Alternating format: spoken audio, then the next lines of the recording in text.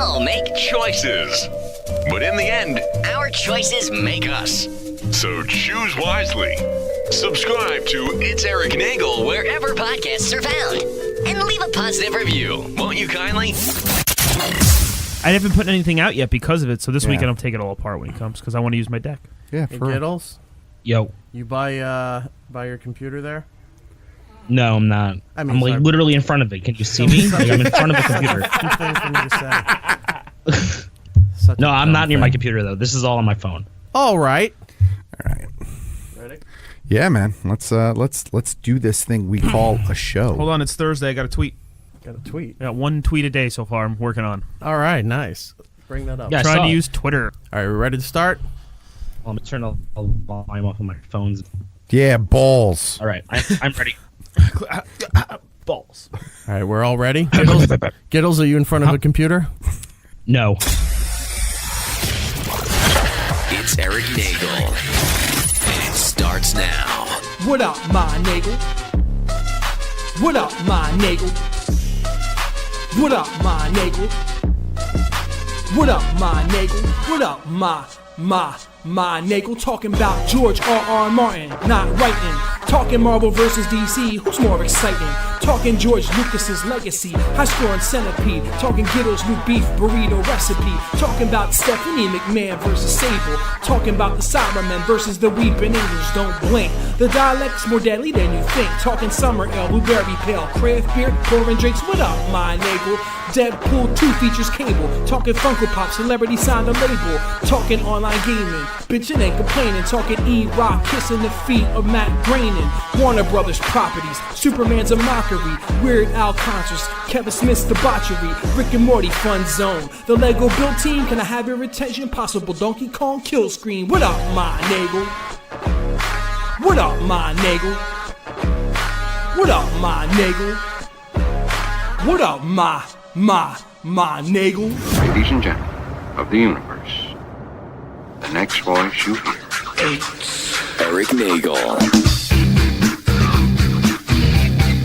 Hello and welcome to another edition of It's Erik Nagel. That is me. To my right is Matt O.G. Hello. Over in the upside down is Gittles. What up? And as the ladies love to call them, Trevs and Devs. Ew. Sitting over to the far right. I don't know what I'm more creeped out that there's ladies that call me by a nickname the way you just said it. Mine is sexier. But yeah, we were getting some social media feedback that that women love Trevs and Devs. Is it more than one woman? No. Are we sure it's a woman? But way to do radio, women, my friend. One woman. Yes, one woman has said, I really enjoy Trevs and Devs. And you know what? That's all it takes on this program. That's it. So that is now. I mean, I'm glad to see your hashtag really took off this week. Oh, it did. All right, and how many followers did you get? I got 11. All right, there you go. There you go. That's more than me. I lost like 10, so like... Anyway, welcome to the program. Lots to do, as always, today. We thought we were going to have a guest today, but it looks like it's going to be next week. Yeah. Our pal, Randy from NECA, will come by and tell us about all the new releases that they just put out there for San Diego Comic-Con. All sorts of good stuffs. And it kind of sucks that we're not going to be there this year, because the last 3 years, I kind of got used to this tradition. I know. Of doing it, and this year, we will be Sans Con. Yeah, this year I have to make up shopping lists to give to people, as opposed to collecting having shopping them. lists sent to you. Yeah. Let me point that out. When we went, all the years that we went, we had interviews scheduled. There was really no downtime until about 7 p.m.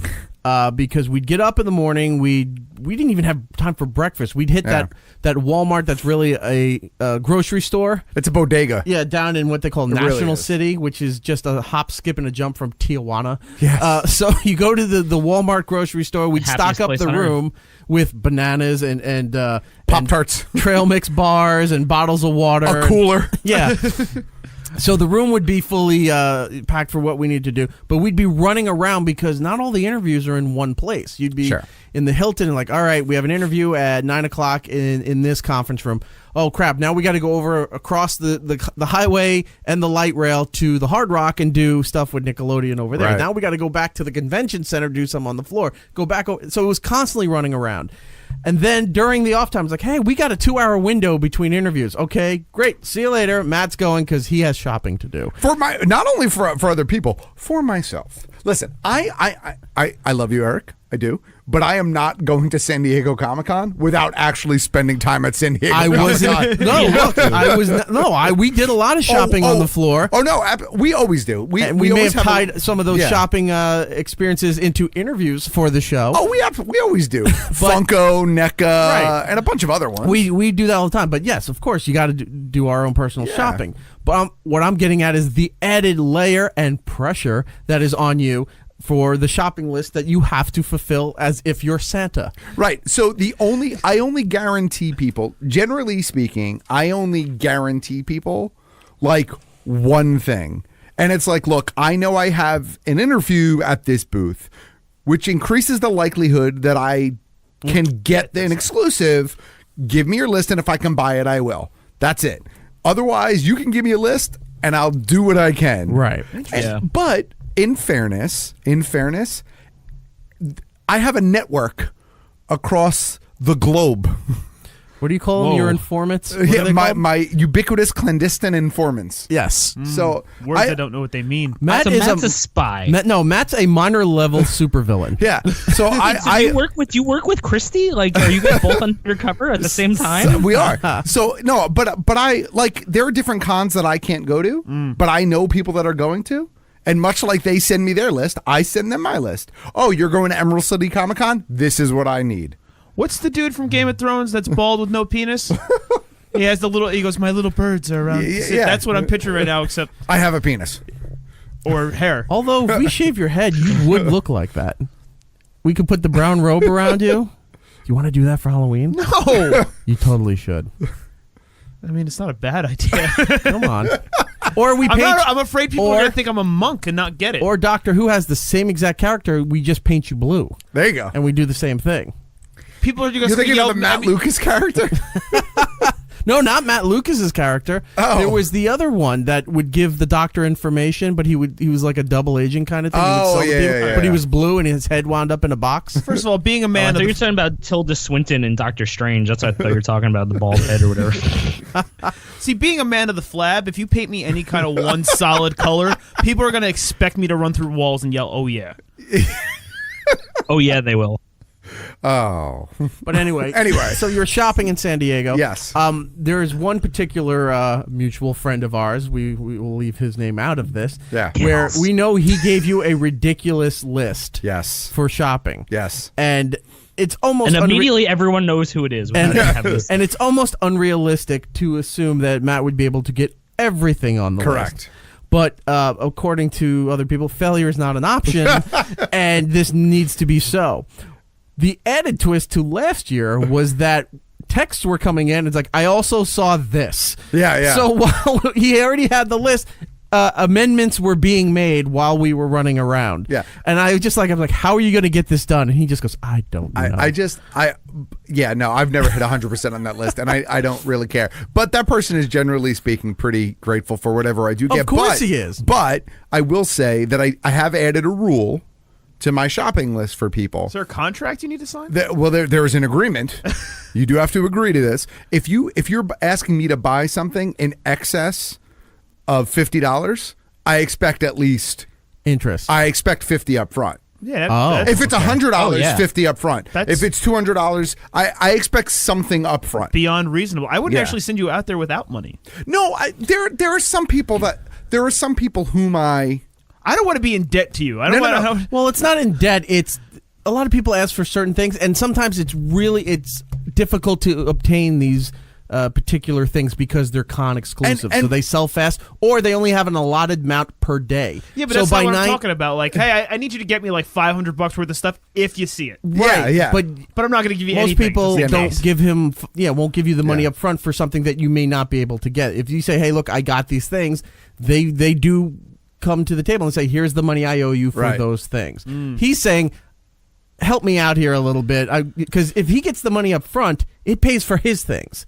So, and you see what I'm saying? It reduces the cost of what he's spending to buy this stuff if he got some of the money. Yeah, I mean, it up all front. balances out at the end, but I will not. I mean, granted, most things that we're going way off on a crazy tangent, but most things that you buy at San Diego that are exclusives, you could probably flip for at minimum what you paid.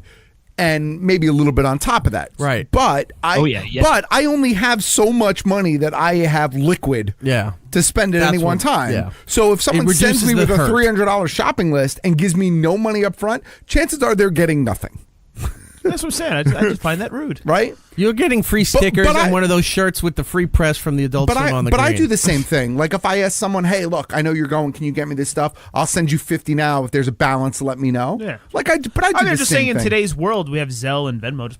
Yeah, right. You Venmo, you PayPal. Well, I've done that too. Like I've been online and I'm like, I know I can get it. Do you want it? You have 3 minutes to Venmo me. Exactly. Yeah. Have your phone ready. Wait for my text. Yeah, exactly. If you get a chance, I'm gonna start requesting weird things. I'll be like, "Hey, Matt, can you get me a Fabergé ostrich egg shaped like Iron Man?" Probably, actually. I think we saw the Fabergé booth last year. If you can, the San Diego Comic-Con shows are up on the YouTube channel for It's Erik Nagel. You can go and check them out. But if you check out some of the I'm trying to tell you that some of the segments explained in depth about being there at the time, so you can get an idea of what we were all going through while doing this. There's been times on preview night, which is the 3 hours that it's open before it officially opens on Wednesday the next night, day, where Matt has seen some really weird shit go down, where there was knife fights over at the Hasbro booth. Oh yeah, man.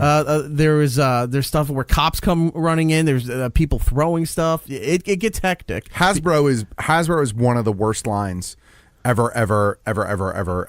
What was the thing you were online for that drove you nuts? Was it Mattel? Mattel. That was just a poorly run line. You had to go to one spot and get a ticket, and then you had to go to a second spot to get your item, but they made you wait in a line, and they only were taking people like an hour at a time, and then they would shut the booth down. So if you got there when the line opened, but you didn't make it to the front after waiting an hour, they'd just be like, "Yeah, come back later." And then people were like, "Yeah, but I can't. My plane leaves." And they're like, "Oh." Sounds like the DMV. Yeah, it was that Mattel did that 1 year, and they got my mother did that to me once. But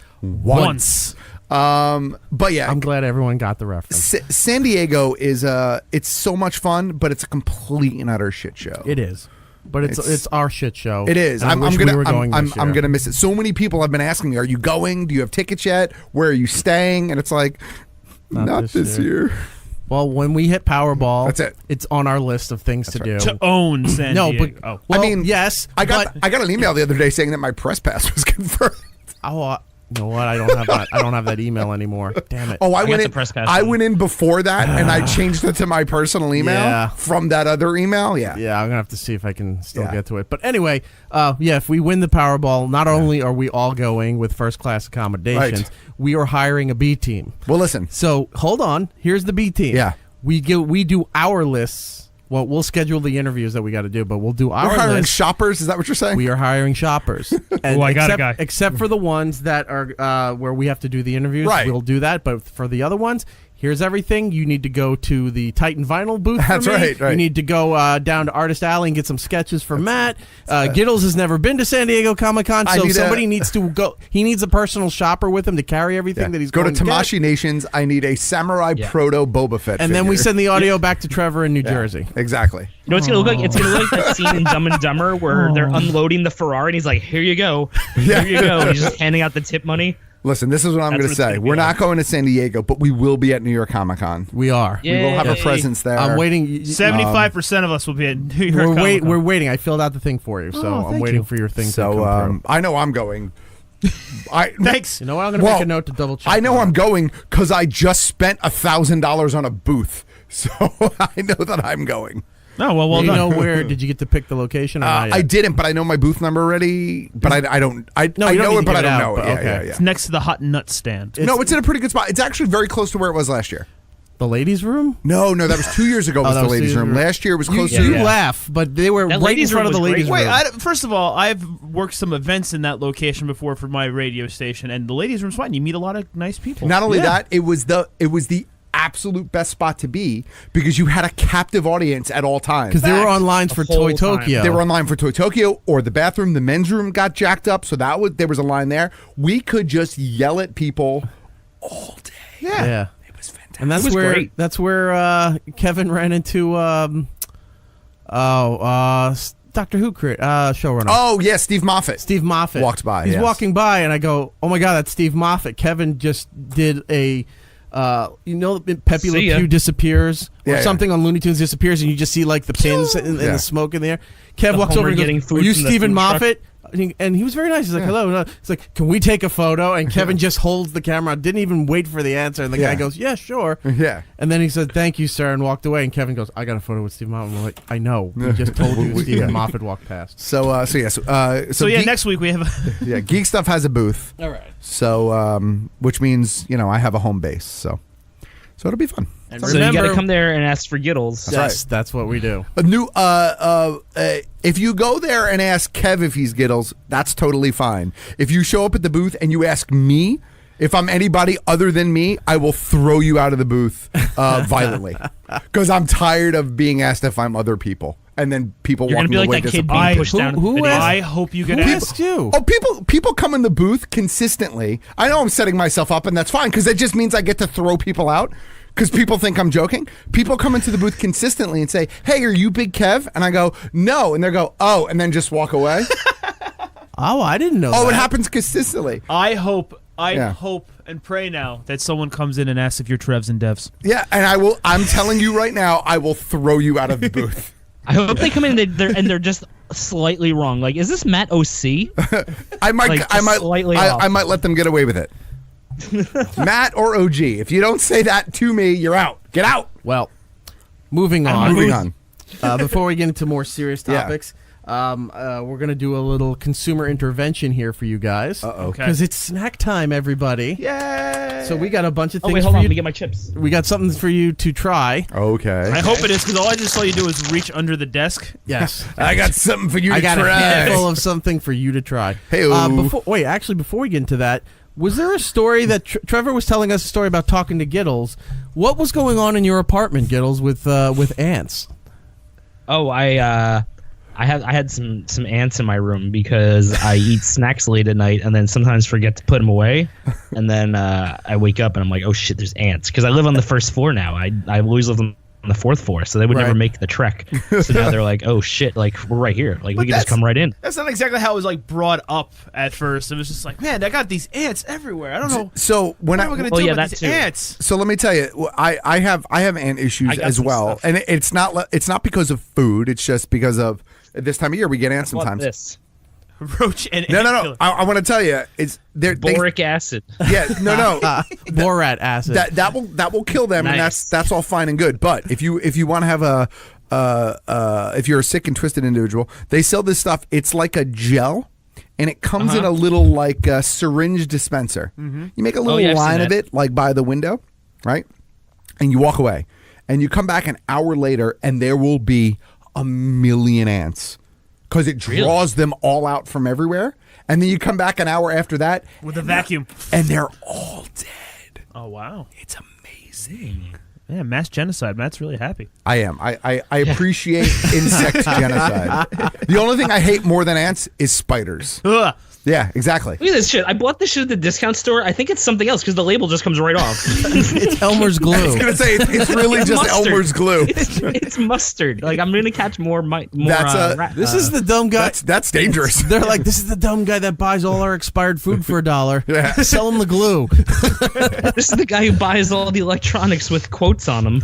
So tell me, you were saying, Trevor, what was the initial experience when he found out about that he had ants? Gittles has joined my Xbox party pretty recently now, and all my friends, he likes to snack while playing. Yes. So I was just like, I got these ants everywhere. I don't know what they're from or what they're doing. And my one buddy's just like, well, every time I hear you're eating, he's like, oh, yeah, it's probably all the food I leave out everywhere. I'm like, you don't really have to think about what you have to do, Gittles. You already know the answer. Oh, I know Stop the leaving answer to food. all my problems. It's just like it takes work to fix it, and I don't want to do that. Yeah, right. He knows. He knows what the answer is. It's the execution that he's having problems. I don't know what to do. Well, stop eating. Yeah, but I'm not going to stop doing that. Well, Gittles, when we But went, you know what? I did wake up at like 1:30 last night. I was like, oh shit, I left half a Pop-Tart on the desk. And I woke up and I threw it out.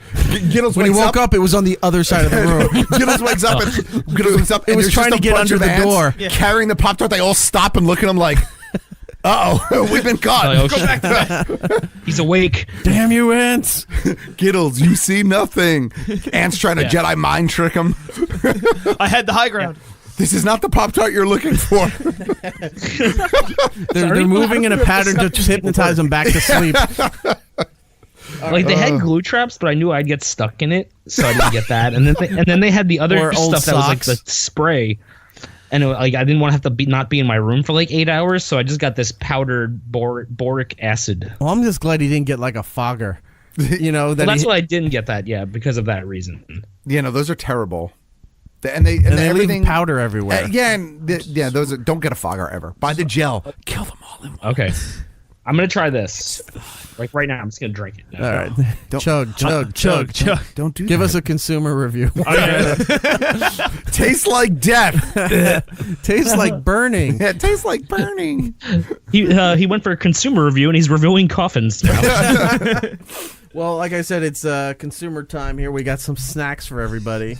Especially for these ants. So remember a while back we tried the new Yoo-hoo flavor, which was chocolate peanut butter? Yes, I do remember that. So there's another one that came out with it shortly after called chocolate strawberry. Ooh, So that might actually be Have one decent. for those. That sounds good. For you? Oh, I'm kind of really excited. It's rich in calcium and vitamin D. You gotta shake it. You got to shake it Like like, a a Polaroid Polaroid picture. Right. Well, I'm just going to eat this tube of expired deodorant while you guys eat that. Okay. Is it Old Spice? Now, It was Old Spice when he got it. Now it's really Old Spice. Yeah, now it's super old. Are you a deodorant person or an antiperspirant person? Whichever makes me not smell like a cab driver. I have to use antiperspirant. No, that one makes me break out. Yeah, but see, I'm a dirty guinea, and I produce grease and sweat. That's all I'm good for, and I need the antiperspirant. Apparently, killing. No bueno. That was not a good reaction. It was fun when I was drinking it. Once I stopped, I realized what I was drinking. You didn't like it? Oh, I don't mind that. I like the aftertaste. It's chocolate strawberry. It's getting Yoo-hoo. worse. Yeah. No, I like The the thing is, aftertaste. like, Yoo-hoo is gross because it's not really like milk. It's like chocolate water shit. Yeah, but you know what though? That's kind of why I like Yoo-hoo. Yeah, like I'm good for one a year, like a whole, but once a year, like a full bottle. I crush that, and then I'm good. Like, it's like candy corn. Drinking plenty of milk. Mocklet. The thing that Vitamin R. it doesn't really stand out because they make chocolate Yoo-hoo, which is Yoo-hoo, and they make strawberry Yoo-hoo. You can just mix them together and get the same thing. Yeah, all There's they do to make this is take what's left in the bottom of the two barrels and put them in there. together, Yeah. I get so It's like when they make, they in The Simpsons when they had Duff Light and Duff Dry, and it was all one cylinder that split into 3 barrels. Oh, you got the marshmallow, the winter the cinnamon vanilla Lucky Charms. Oh, those are delicious. Yeah, those I came got out. this whole family size box for $1 because it was on closeout. Yes, because they are came out delicious. last winter. Yeah. I was there today and they had the what's it called? why is the box open? That's how you get ants. Close the box. I know. I sealed the bag. No, they had the Star Wars BB-8 potato chips, and I was like, that movie came out like 2 years ago. I don't know if I should buy these chips. Can we talk about cereal right quick? We can. Why, I love cereal. I got so much around here. Why don't we have Ziploc bags? Like, why aren't cereal bags Ziploc yet? Oh, that Probably costs way costs too much money. Yeah, that costs too much. Because I think it's actually a safety concern. Because I don't think it would be hard if you really wanted to open a box of cereal and like re-glue it shut and then open a Ziploc bag and throw some shit in it. You know what I mean? I think maybe that's why. No, I mean like the inner bag. That's what I'm talking about. Yeah, but you can have the little pull tab and then it's still Ziploc, so you can tell if it was tampered It does with. make sense, but it might be a cost concern. So, I mean, honestly, whenever I buy a box of cereal, which is not very often, I don't eat a lot of cereal, but whenever I buy a box of cereal, I immediately get rid of the bag that it comes in. And put it in a Ziploc bag? I put it in a freezer bag and then put it back in the box so I know what it is. And it's just better that way. See how many steps you took to do that? Yeah, but my cereal stays fresh for longer than 3 days. You ever have Golden Grams that have gone stale after 3 days? Just man up and put a chip clip on it. Yeah, that's what the wife does. The wife puts the chip clip on it. If you're going to eat it within a week, chip clip is fine. Right. I don't eat it within a week. Cereal is that it says it's a proud sponsor of the Celiac Disease Foundation, but it's not gluten-free. Like, this is not a gluten-free cereal. So, like, they're a proud sponsor of it, but, like, you're still going to eat gluten if you eat this shit. Well, it's not gluten-free. I thought they were because it was oat, not wheat. Oh, I have no idea. It says it's gluten. It does? Oh, okay. It says added gluten. It's the first ingredient on it. So we also have some other snacks here for everybody to try. You're trying brand new Oreos. These are chocolate peanut butter pie Oreos. These are good. So it's the graham cracker Oreo cookie with chocolate peanut butter mixed in the middle. So I immediately smelled. Sounds good. It's weird because we're talking. I don't know if it's just cereal on the brain, but the immediate smell that I got was Reese's Puffs. As soon as we opened the bag, was just Reese's Puffs. Ooh, I guess. Which we reviewed. The Reese's Puffs is one of the better peanut butter cereals out there. Oh, without a doubt. If all you're eating is 2 spoonfuls, it's delicious. Yeah. Yeah, and it changes the There milk. you go, Gittles. The spring edition. Wait, the bunny? That's from last Easter. Not this Easter was in Easter. April. It's not that old. Of 2017. See, this is what Gittles keeps falling for. He goes into the same bodega. Everything's $1. They sell him everything that's in the back that's expired. Listen. So it says best if used by January 18th, 2019. So I have a couple months. Turn it over. It's a 6. As long as the bag's not open, all of that stuff is fine. Yeah, it is fine. Oh no, the bag is open. Like I mean, that was Well, you ate it, but I mean, you didn't buy it open. Expired. Yeah. Wait, was it bought open? Oh yeah. And this one didn't. This one doesn't have ants. It has silverfish. In the long time ago, Gold. I had a bodega down the street from where I lived, and I went in one time to buy milk because I needed milk for the house. Loaf of bread, container of milk, stick of butter. And the guy said to me behind the counter that I don't have milk to sell you, but there's an open carton in the fridge in the back if you'd like to just pour yourself a cup and take it. I was expecting. Did you? No. Why not? I was expecting him to say, "We don't have milk, but I have heroin." Yeah, heroin, Brian. Is it bad that the first thing that came to my mind was, is it whole milk? That's like what I would have asked him. Like, is it whole or skin? Like, I'm Or very is it particular. milk in general? It's white and has a weird consistency. I'm very particular. What do you keep pulling out? I buy a lot of shitty snacks, and then I bought these because I'm an idiot, and I thought they were frosted, and they're not. I got blueberry unfrosted Pop-Tarts. Which is just like, I like the unfrosted ones. I don't like them. You know what frosted. Gittles has been showing us for the last 5 minutes? His ant farms. Yes. I have. I got more. Gittles thinks he's living in Biodome. Yeah. God forbid you have some protein in your diet or something. He's God. in the Brian Dome. That's where he is. Box of panko. It's huge. What the hell are you gonna do with that? Gittles cooks nonstop. But he doesn't buy food. He Why buys are you Pop-Tarts. yelling? I'm sorry. I'm hungry now. It's because I'm showing you all these delicious breadcrumbs. I love panko breadcrumbs. They're good. Dude, 2 pounds for $1. Somebody That's asked me great. recently if they still make shake and bake. Really poor. And I'm not shake and bake. Not shake and bake. They do. Chicken Tonight. I don't. No, I don't remember think they Chicken do. Tonight. What No, was they Chicken do, and they Tonight? stopped that in the 90s. Chicken Tonight was like a shake and bake. Oh, okay. It was where you put it was the didn't ingredients work. in a Wasn't it bag. it was more of like a liquid, wasn't it? Wasn't there one that was like a liquid? Was that Chicken Tonight or Chicken Delight or something? I don't know. I don't know. It's Shake and Bake. Chicken And that Delight was helps. a That's all I remember place. about Shake and Bake. Never worked. Oh. It was a place you can go and get chicken. I think on Long Island, but I mean, that's really the ultimate lazy. What? Shake and bake is really like. yeah, you're buying chicken cutlets. You shake it in a bag with ingredients. I mean, and then that's how you cook that's it. lazy to a It's whole not new lazy level. because they don't want to cook. It's No, they lazy still 'cause make- they don't they want to still clean make up Chicken all the. Tonight. If you really. It's do it the causing right a way. bigger mess than it's going Well, to this- make one. No, but Well, Chicken Tonight.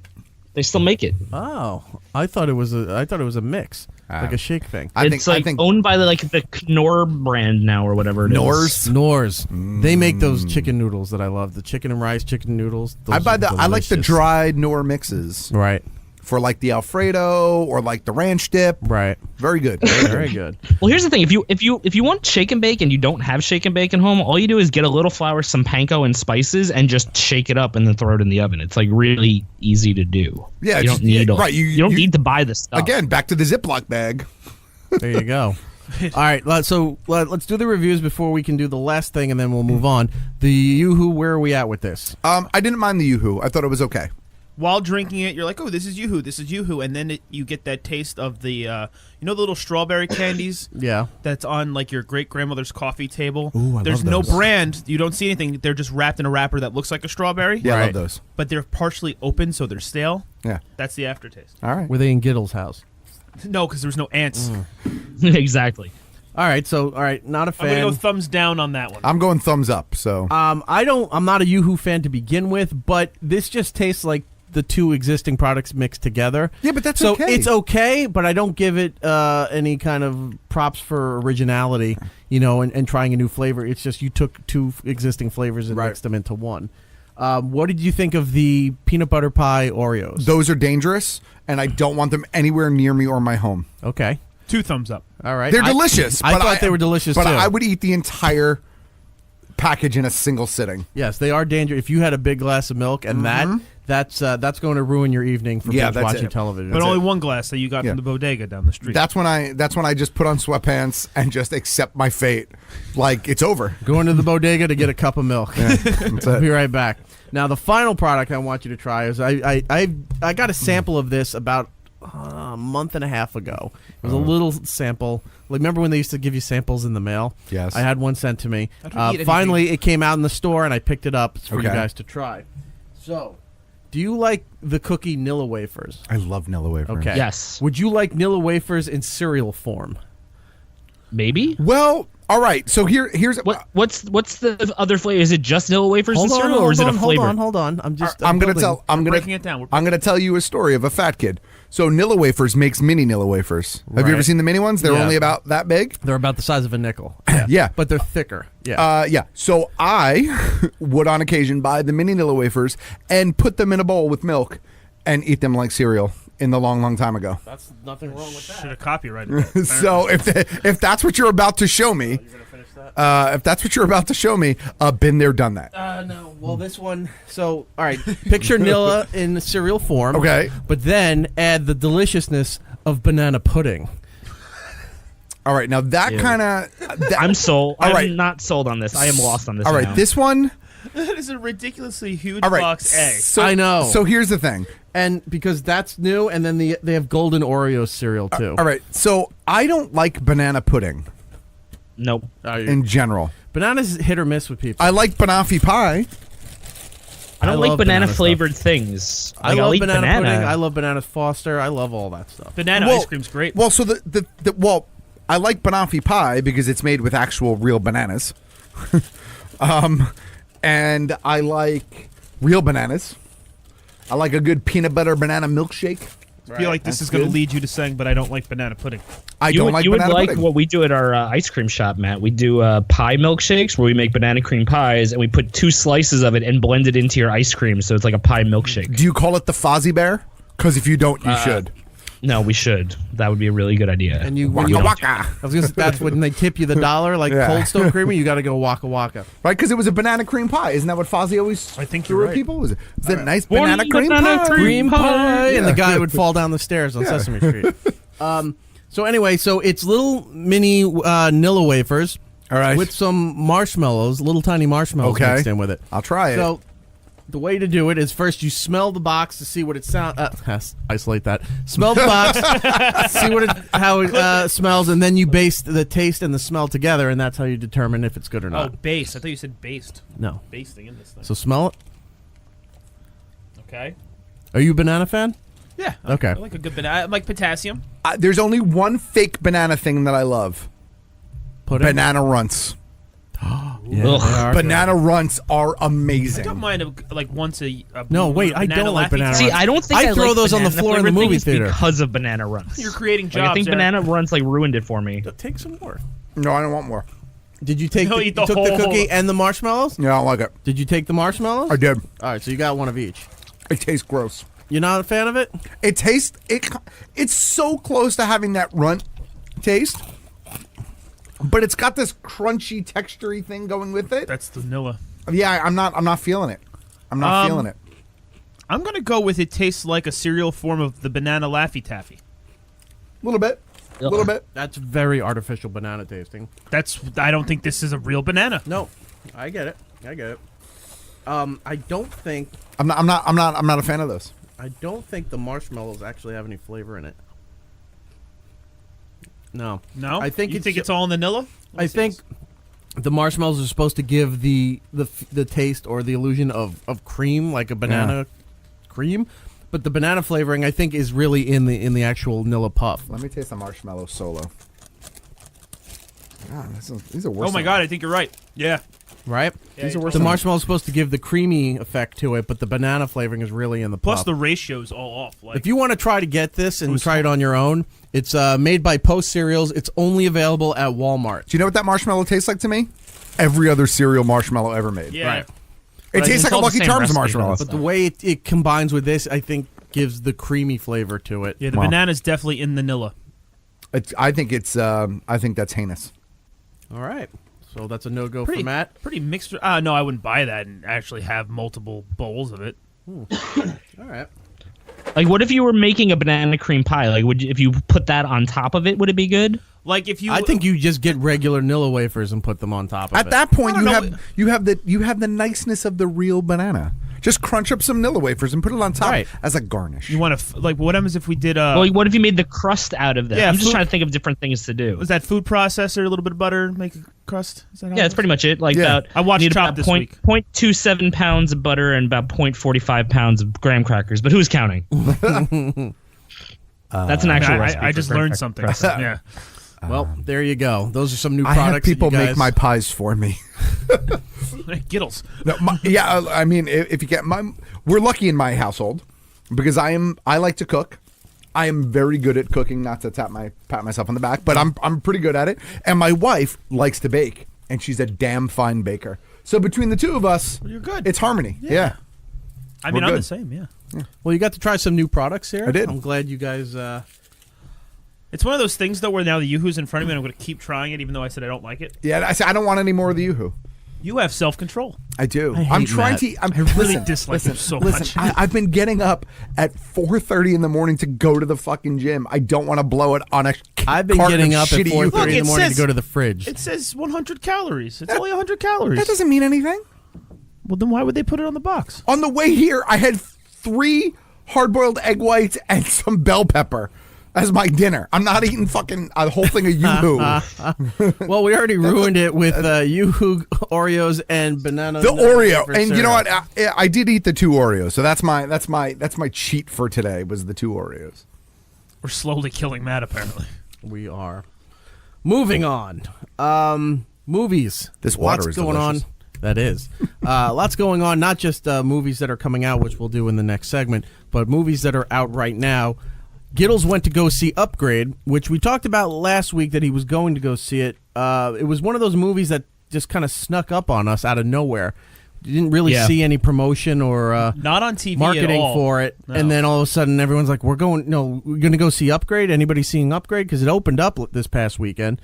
Well, I'll look it up and see how well it did. But the reviews I've seen on social media was that people loved it, that it was a really good movie. Yeah, it's really I didn't know awesome. about it until Gittle saw it. It was all over my Facebook. I Yeah. guess Facebook has finally figured out my algorithm and just wants, violence and the robots. So it looks amazing to me. I really want to see it, and the fact that Gittle's got that jacked up over it, now I'm definitely probably going to see it this weekend. It's just really ridiculous. It's like an hour and a half movie. It's pretty funny for how violent and ultra violent it is in some parts. It's like there's definitely scenes where people are fighting and you're like, oh, this is gonna be a long. Oh, that guy's dead. Like, oh shit. Like the premise of the movie for people who don't know, it's like a futuristic world, and there's a guy who's a mechanic and he's building a car for like this Elon Musk type guy, and he gets into a car accident with his wife, and when he gets into the car accident, this isn't like major spoilers, this all happens in the first like 5 minutes of the movie. He gets into a car accident with his wife. These people drag his wife out of the car and execute her right in front of him, and then they cut his spinal cord so that he's a paraplegic. And then this Elon Musk guy comes in and he puts a chip in his neck that will control his limbs for him. And that's the premise of the movie. Okay. and the thing that's in his neck talks to him, and if he talks out loud, he can control it. So he'll be like, Stem, we need to get out of here now, and then all of a sudden his body will just start moving because it's controlling his body. And It's there'll like be scenes Knight Rider where, 2.0. but there's like scenes where people are fighting him, and he's like, please stop coming at me, I can't control my body, and his body's just killing people, and he's like, I'm so sorry, I can't stop doing this, and he's just stabbing people in the face. Like, it's really good. Stay down. So it's horrific and funny at the same time? Yes, it is like absolutely horrific and absolutely hilarious in parts too, where everyone in the crowd was like, ah ha ha, oh fuck, like, ah, ha, ha, oh shit, like, it's like that kind of movie. It opened this weekend in 6th place. Which was better than projected. It made almost $4.7 million. Nice. Yeah. I guess it's really good. It's a fun movie. I don't think it opened up worldwide. I think it was just in the United States. Yeah. I don't think it was like a full release either. I think it was like sort of full release because I had to go into the city to go see it because it wasn't playing anywhere near me in Brooklyn. Shame. Really? Right. I thought it was nationwide. So yeah, National? It says as of Nationwide. I guess as of yesterday, 6.5 million. So it's making money. I hope. Did it look expensive with the effects? Like, did it cost a lot of money to make this movie? Or, I mean, I don't think so. Like a lot of the effects, like really were like little things. Like you see like an eyeball move and there's like a little like scope or something in it, and like some like blue screens and green screens that like have pictures on, stuff like that. But other than that, like there really wasn't a lot of like CGI or super high tech stuff. And even the stuff that they did use was like actual wires and stuff like that. I mean, there's a great scene. This guy has a shotgun built into his arm and he's like loading it by putting shells into his bicep. It's pretty funny. Like, I'm not even making this shit up. That does seem like a Gittles movie. Oh, it's great. It's like John Wick meets Crank meets Shoot 'em Up. It's like all those three movies in one. It's fucking fun. I haven't heard Gittles this excited about a movie out of nowhere since Hobo with a Shotgun. Hobo with a Shotgun was great. Another great movie. Oh my gosh. That movie inspired me. To be a hobo with a shotgun? When the hobo's talking to all those babies in the hospital, right? It's just so inspiring. He's just giving a heartfelt speech. He's like, "Oh, you got to do something. You got to do something with yourselves, or you wind up like me, a hobo." So with a shotgun. Yeah. So the budget for this movie, was estimated to be around $4 million. Yeah, that's it. That seems about right. Like, all right, it so really it made was its money back. It was not a high. It was a Blumhouse movie. Like, they do a lot of like more lower budget. They did, I think, Get Out. They have. They do that that Unfriended movie, like the people with all the webcam, and it's just like, oh no, we're all getting murdered, like those kind of movies. Like, so they're kind of more on the low budget side, but they look good.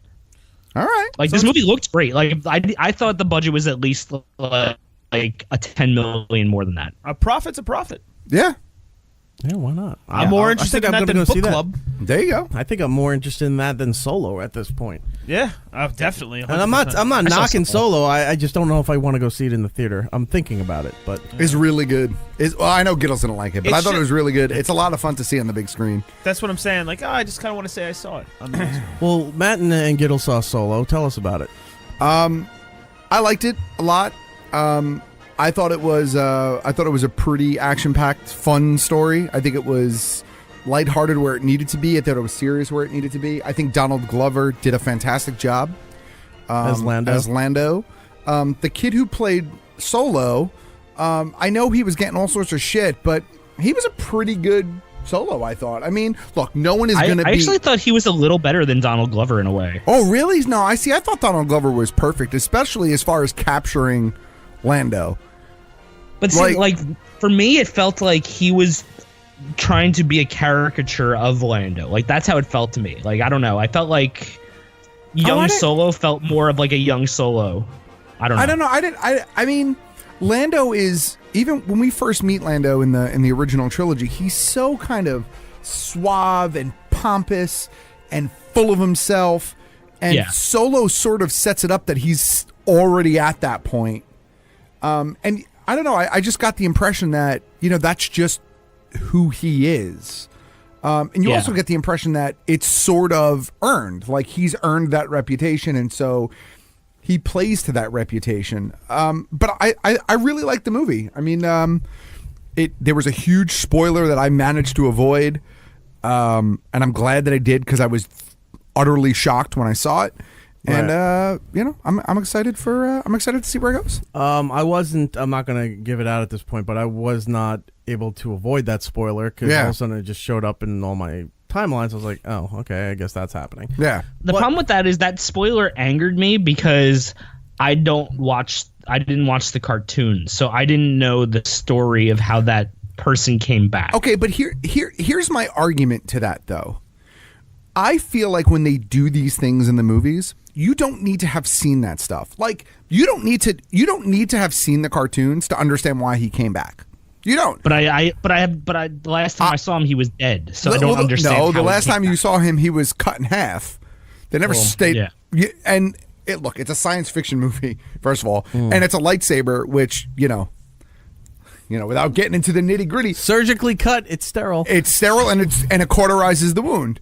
And the one thing you can see in that, we're talking about Darth Maul. Darth Maul comes back. I was like, is talking about Darth hold on, spoiler alert. No, I don't care. So now everybody really knows, but we've already everyone said it, knows.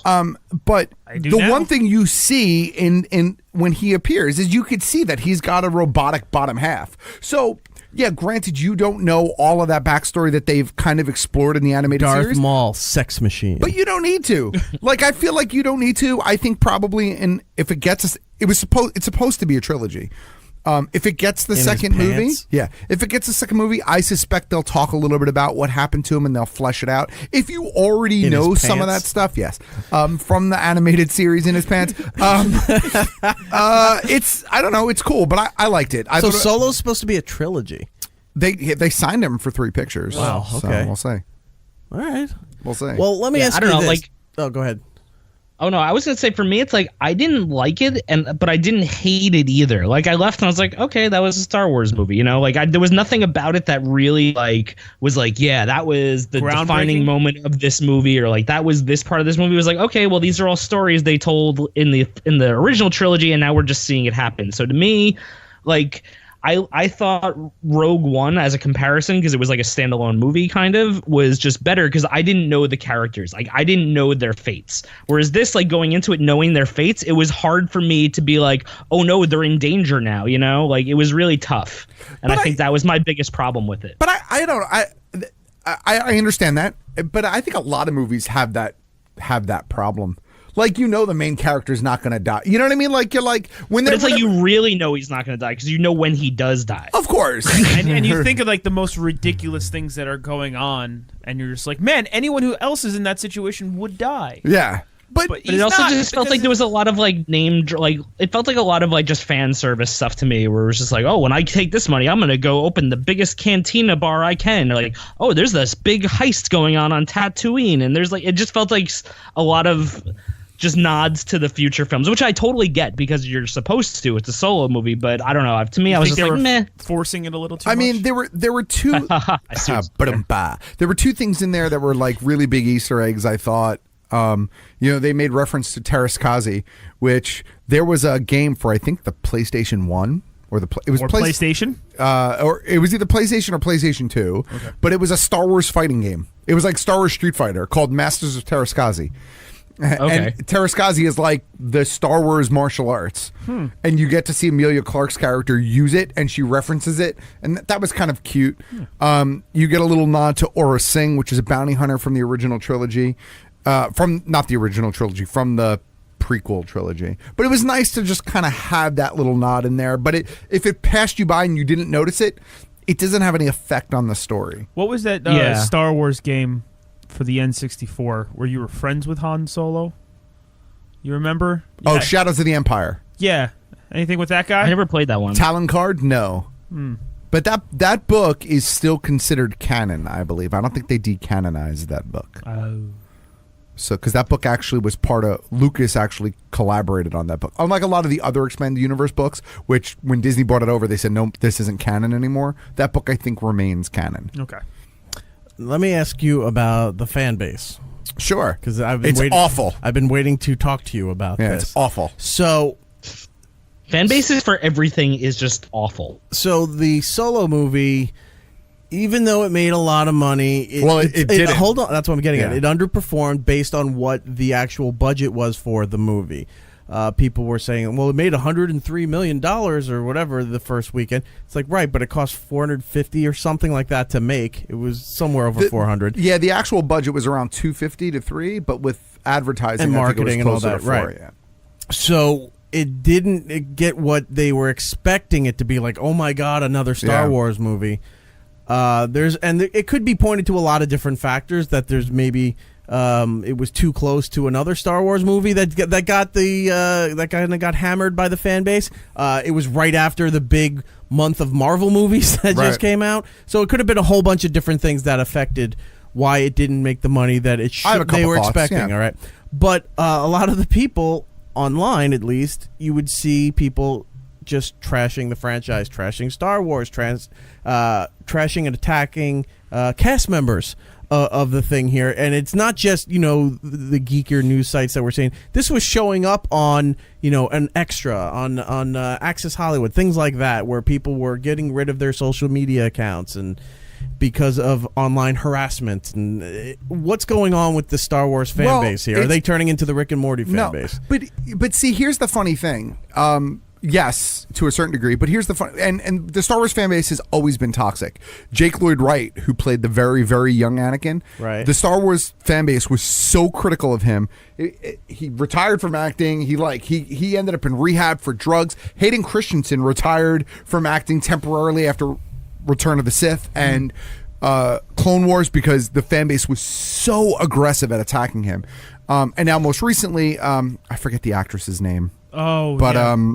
Kelly let me look her up. Tran or whatever her name is. Just had to pull her social media accounts because she's been getting beat up for the past 6 months, right? But so I want to go back to what you said, though. What you said was, is this becoming the Rick and Morty fan base? And why I said no, sort of, is because it's not the Rick and Morty fan base. It's not the Star Wars fan base. It's not the comic book fan base. It's factions? It is this counter movement of nerd culture in general. This is the same group of people that are going after comic book writers, and this is the same group of people that attacked Heather Antos at Marvel. Remember, we did that whole Marvel thing with the milkshake, right? It's the same group. These are the people that would make fun of us. Yes, because they'd be like, "Oh, well, you got this fact wrong in this. You're not a real fan." Yeah. Like, fuck you, dude. Like, sorry, I got something wrong. These are the same people now that are going into comic book stores that have women working there, and they are harassing the women that work in the store and videotaping it and putting it online. When Kelly Tran, is that her name? Kelly? Wait a minute. They're going into stores, physical brick and mortar stores, and harassing the people that work there. If there's woman working there. Stores. And then they're videotaping it? They're videotaping it and putting it online. Why? You're just pointing out that, hey, look, I'm committing a crime. Because they do that, right? And then when they get attacked for doing that, they cry out, "Oh, look, they're attacking me. They're coming after me. This because isn't you right." attacked somebody in the store. Yes, but you're trying to apply logic to a bunch of imbeciles. This is the Gamergate people. It's all the same people. It's the this rapper logic. It's this bubbling, what happened to logic? Festering. But the thing is, it's just like group of people in pop culture. But the thing is, it's also like it's very specific too. It's like it's toxic, like male nerds. Like there's absolutely. There's no female nerds out there who are harassing what's her name for being Rose in the movie. They're not harassing for Szechuan sauce at McDonald's. Right. It's like these fucking young toxic dudes that are doing it. It is 100%. It is 100%, or it's 98% because I guess nothing's ever 100%. But it's males. Yeah. It's angry males. Most of them are white because they got nothing better to do with their fucking time. And they're just. Is there anything you want to confess, Matt? No. I was a fan of Solo. I liked Episode 8. As far as going after what is her name? Did you look up her name? Kelly Tran. As far as going after Kelly Tran, yeah, is concerned, I'm looking at this is something I saw earlier in the week. BBC put it out that she removed her social media, and then Ryan Johnson had to come out and speak against it. Yeah. So she unfortunately is double whammy because not only is she a female, but she's also an Asian female. So because a lot of these people are also racist. Surprise, surprise. So what I don't understand as far as females in Star Wars is concerned, Star Wars has a long history of strong female characters. Like, she's not the first. It goes back. No, Leia was very strong. Leia female. was strong. These are the same group of people who love the expanded universe. The expanded universe has a plethora of strong female characters: Mara Jade, Darth Talon, Aura Singh. So what? So is it that they just want white cowboys and everything? They just want to be miserable. White gunslingers. They want to be miserable. They want to complain. I don't know what they want. They don't know what they want. Be right all the time. They just want to be right all the time. They want to be. Remember in the '90s when people say, "Oh, you're so anti." Yeah. So that's what they're being. I mean, there are still people who tell me that I liked Episode 8, so clearly I'm not a Star Wars fan. Like, I still have that conversation. I remember like that. once or twice a week. I have to have that conversation with people, and I'm like, how could you say that I'm not a Star Wars? Like, but that's the mentality of these people. They're just brain dead. Yeah. Sorry if you listen to this show and you have that mentality, you're fucking brain dead. So please hit the subscribe button. That's getting all political on the show. I'm not getting political. I have not brought up Roseanne or Trump once. We can go there. I don't want to go there. Oh man, Roseanne's Twitter on fire this week. Well, we are going to have to go into that in just a second. We're going to have time? Yeah, we're going to have time. This show is sponsored by Ritalin. It's a very weird. Actually, show title. Sponsored by Ritalin? Yeah. By Ritalin. We're all over the fucking place. All over the fucking place tonight. All right. Well, all right, so go see Solo. Matt gives it the thumbs up. I liked it. Gittles is a little indifferent on it, but he didn't hate the movie, so... Yeah, like that's the thing. It's like I didn't hate it. I didn't love it. I was just like, okay, so they're just gonna show us all the stories that they told about it, and that was basically what it was to me. But here's the thing: like, you probably saw it because you have Movie Pass, right? Oh, definitely. The reason why I saw it is because I had Movie Pass. As soon as 2 years ago, when they were like, a friend of mine asked you to say some MC rhymes. Yeah. No, but 2 years ago, and they were like, we're gonna make a Solo movie. I could have said 2 years ago, there is no way in hell Gittles is going to like this movie because I just know like it's not your type of movie, which is fine. No, and how much? But it's just not your type of movie. How much was that I need ticket? to see something like weird out there. Gittles, how much was that ticket? Didn't you take a picture of the ticket? No, that was for no, when I saw Solo, it was $12, but Upgrade was at a theater in the city, and the ticket without Movie Pass would have been $18. Yeah, which is ridiculous. Just buy it for $12 at Walmart when it comes out. You can watch it at home with your pants off. That's it. But it's also like it's not. It makes me be like, well, how can these movies not break box office records when it's $18 to see a ticket? You know what I mean? Right. Like, do they do comparisons back to like original Star Wars when it opened? It was like $2 a ticket, and then adjust for inflation. I don't know. You know what the problem is that. So Manhattan is charging $18 a ticket, but bumfuck Idaho is probably charging $12. Yeah. So at somewhere, I also used to look forward to going to the movies every weekend. Like I used to go solid every Friday or Saturday. Even like when I was a teenager and could drive myself. Because now I'm just so like with streaming and at home and it's expensive. Yeah. It's tedious. Yeah. And the other thing is, it's not the fun night going out like it used to be. Like some movie theaters were. Or still are on the end of a complex of for a mall, so you could go. There'd be restaurants there. You can go and eat, and then go to the movies. Or some theaters are standalone near chains and stuff. You used to go to eat dinner and then go to the movies, whatever. But there's that experience is not good anymore because if you're not one of those theaters that have the upgrades with the reclining seats or like an Alamo Draft House or something like that, which makes the theater going experience much better, you still got these crappy theaters. Why are you going to spend all that money to go and sit in that place? And no one wants to stand. You can't go to the movies anymore and be like, well, let's see what movies play. I think I'll go see that. You have to plan hours in advance, days right? ahead. Yeah, there's no spontaneity to it. Yeah. And the other thing is that as we've progressed through the years, movies get longer and longer and longer. Upgrade is clearly an exception, but when was the last time you really saw a movie in a movie theater that was less than like 2.5 hours? Yeah. You know what I mean? Like everything is like 2 hours, 2 hours, and 2 hours is never 2 hours. 2 hours is at least 2.5 hours. Well, I was late here. Trailers and shit. Deadpool had a half there was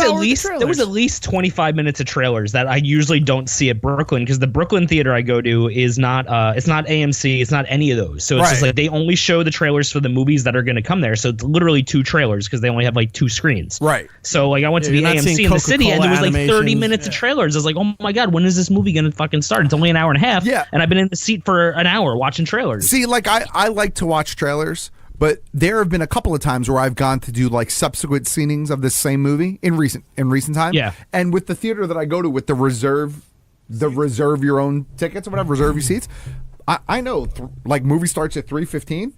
I could easily show up at 3:30. Yeah, that's what I learned. And not even like blink. Like there's no way I'm missing the opening of the movie.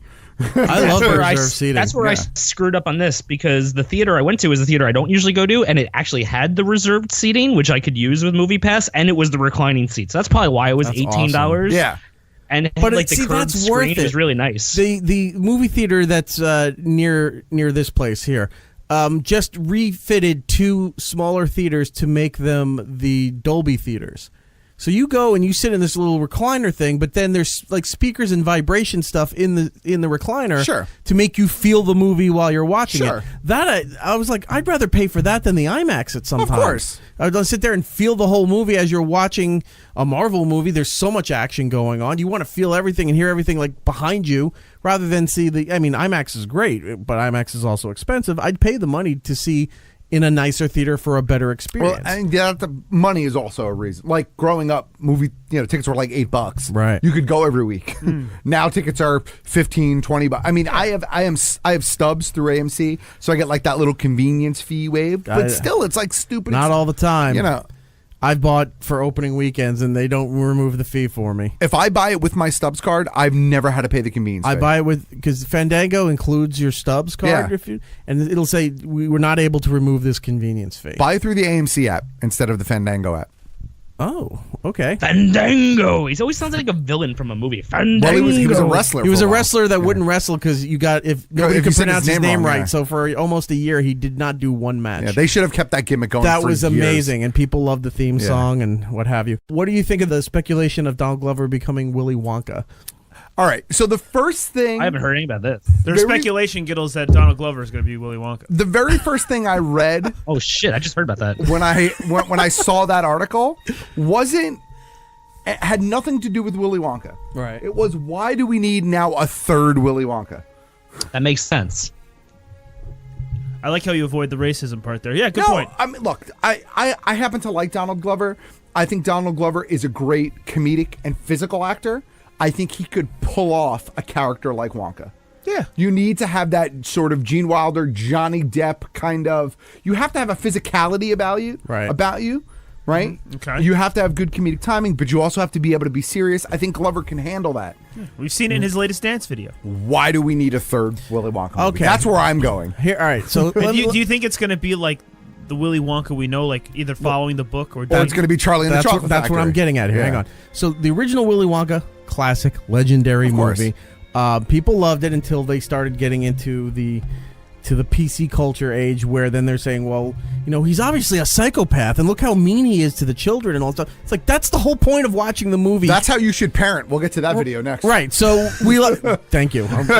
Good transition. So, that movie's a classic, but it wasn't based entirely off the book, because the book is Charlie and the Chocolate Factory. Willy Wonka was because the candy company was involved in funding and doing the merchandising for everything. So it became Willy Wonka and the Chocolate Factory, which is the standard for that franchise. Right. Then, at least 10 years ago or something now, they came out with Charlie and the Chocolate Factory, which is based more on the book. But Johnny Depp is playing more of like a Michael Jackson-ish Willy Wonka. I didn't hate it the either. Johnny Depp one. The problem I hated the Oompa Loompas, but I didn't hate Johnny Depp. The problem a lot of people had with the Johnny Depp one was they were trying to compare it to the Gene Wilder one, which you just can't do because it's two different animals. Right. But I didn't like it, but I didn't hate the Johnny Depp one. I was very solo about it, the way Gittles was. Right. But again, so the first thing I read when I saw this was simply, why do we need another Willy Wonka movie? Okay, because here's the answer that I can figure out. Even though Trevor is right, a lot of people on social media was like, why are you going to have a black guy play this thing? Just like anytime you have a female, an Asian, whatever. Is it like The Wiz? That's good. You're going to... Oh my God, if it was The Wiz. If they remade The Wiz with white people... I'd go see it. Game over. PC culture gone. So they're going to make this... It's a couple of things. Because one, you expect the racism. Unfortunately, that's the way it is on online culture when they announce it. Number two, this... As we've been growing and learning as adults, quote unquote, that this movie is not for us. This is this generation's adaptation of this classic movie. So if they want to make the changes to have a black actor as the lead role, for in here, whatever other changes they're going to make, that's meant for this generation. Sure. It doesn't take away the other two movies. It doesn't take away what Gene Wilder did in that movie. If you love that movie, you still have that movie available. You can watch it. I'm just saying, as things go now, it's for the generation that it's serving, and they like to change things. That's fine. I get that. I'm just saying what my initial reaction was simply, it just feels like we've gone to the well one too many times with this one. I think Eric makes a good point, though. It's generational. I guess it's one of those movies that they try to remake towards the kids. Maybe not gone to the well one too many times, because this is only going to be 3 in 40 years of this franchise. That's one too many times. Okay, fair enough. But it's not like Fantastic Four, where they kept remaking it, hoping that this time it will stick, and it didn't work. Where then you're like, why are you still trying to do this? This is just another one of those generational things that, like the female Ghostbusters a couple of years ago. Now they're going to do, Willy Wonka with Donald Glover as Willy Wonka there, just because they can. Yeah, look, it might be great. I won't make any other comments on it until I see a trailer or hear more about it. I'm just saying my initial reaction, it just seemed odd to me to go back to that property. I get it. It's also weird to me to put out a movie in 2018 that entirely revolves around candy. I also thought that was a little bit weird. And I say that because we've reached a point, especially in the US, where there's this push to you can't market candy towards kids. You can't market, everything's got to be more healthy foods. Right. Like McDonald's offers apples now in the Happy Meal, right? All these that you have to say what you want. Right. Yeah. So to me, a movie in 2018 geared towards children that's entirely about candy. Willy Wonka and the partially healthy, non-gelatinous. Willy Wonka and the baby beverage. Carrot factory. Willy Wonka and the orange slices. Yeah. Willy Wonka and the non-GMO, locally sourced farm stand. Willy Wonka and the shitty Happy Meal gift. What is that? Oh, I got peeled apple slices. If you want to talk about something generational, candy seems like an odd choice. If that wasn't so wordy, that'd be the episode title. Because anyone would see Willy Wonka and then that would be in the window. They wouldn't see the GMO farms. Willy Wonka and the Werther's Original Factory. Hey, but there's your show clip. Promo it is. But look, I think Donald Glover, if they do go through with it, I don't have a problem with him in the role. Sure. I know people are going to say, again, no problem in the role. I like that in the white role. That's fine.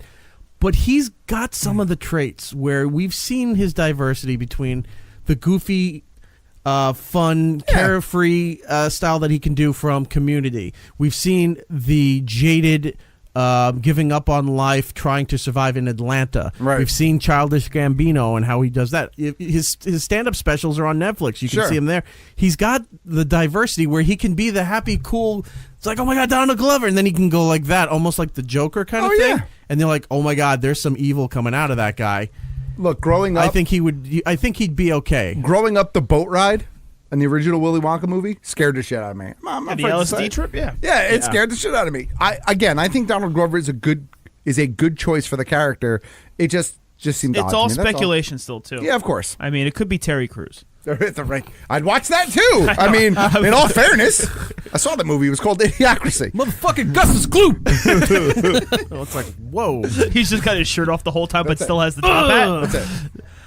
But speaking of other movies that speculating on the whole Jared Leto Joker. Yeah. Well, we were going to get into that in the next segment. Oh, good, because I have to make pee-pee But soon. I wanted to make a quick transition to what Matt said at the start of this conversation about the kid. There's this video out where this kid, I still can't find the location of where this was. It was in the South. But this kid, it takes place in a park, a public park, where the people who are working in the concession stand area, which I'm guessing, and if you look at it, the concession stand's very low, so I'm guessing it also has ballparks or a soccer field or something for kids.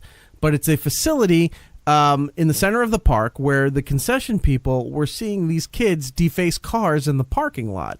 So this one, what? I was going to say define kids because I think that plays a part in it. All right, like they're like 9. They're saying around 9 years like old. 9 or 10. Yeah. Yeah, it's not 4-year-olds going around keying cars. So this guy goes over and confronts them, and he said, to stop them doing it. And the one kid thinks he's going to be tough, and apparently this kid is known for being a bully in the area. So he steps up and tries to, when guys stick out their chest, like, what? What are you going to do? Like that kind of thing to the guy, to a grown man. And the guy obviously knows who the kid is. He says, I'm calling your mom. Right. Gets on the phone. The kid's just standing in front of him. No matter where he's moving, the kid's moving in position. So he sits down at the picnic bench and makes the phone call. Calls the mom, then says, your mom's coming, and gets up to leave. The kid's standing in front of him, trying to block his way. And he said, if you push me one more time, I'm going to push you back, or something along those lines. I'm going to get my sister over here to whoop your ass right now. Okay. If you touch me one more time, I'm going to grab you and move you out of my way. I'm here. Are you at home? No. Who's the girl that's coming in your arms?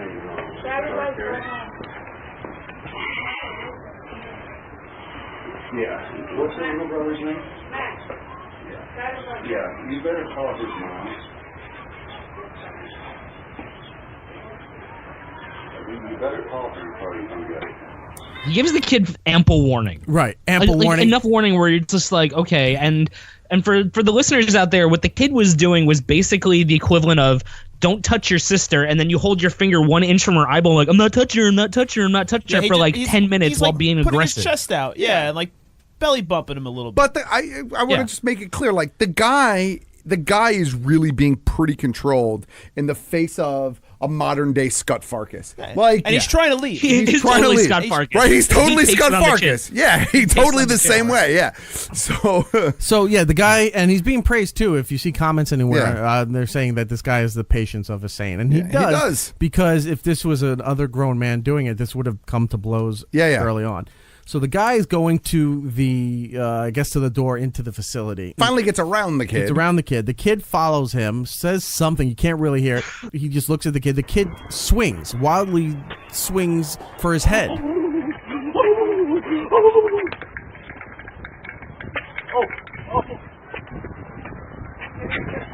And then a couple of times, kid is like swinging. It's not just like one punch. Like the kid hit him 4 or 5 times. Well, here's the thing. Yeah. He hit the guy. He was leaning his shoulder this way, so he was hitting the shoulder, and the guy kept going, ooh, ooh, like, you're hurting me, right? But then the kid got lucky. As the shoulder dropped, he swung and clocked the guy, I guess, side chin area right there. You can see it in the video.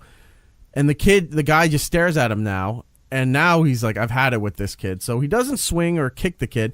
He grabs the kid, not choking, but he grabs the kid and kind of pushes him around the corner of the building, like, get out of here.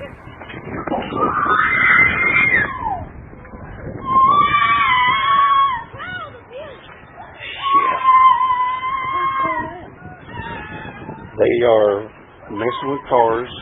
He was. And I called him, and they start cussing, telling him nephew and all this, that, and the other.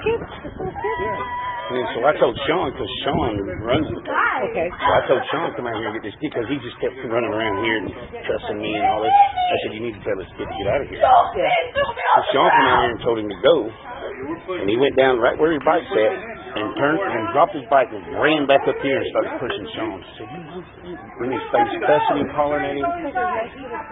That's Sean there? Yeah, he's a nice little kid. And this is important, the guy didn't push or throw the kid to the ground. The kid had his feet like all crossed, and he stumbled, fell down to the ground, and then went whap, smacked the side of the front side of his head to the concrete. Starts screaming like a baby, and accusing. That's what bullies do when you hit them, right? Yeah. So then at this point in the video, now the kid's crying, he's screaming, and now this lady walks over to say, you brought this upon yourself. By the way, she also knows who the kid's mom is because she makes reference. Everybody must know. This isn't the kind of kid that nobody knows. Everybody knows who the asshole is in this town.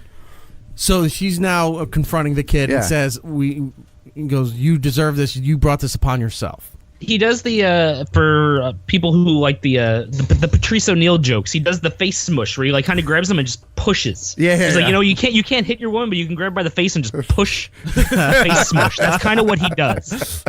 What a great callback. I mean, Patrice is the best. I want to fucking stop being a piece of shit!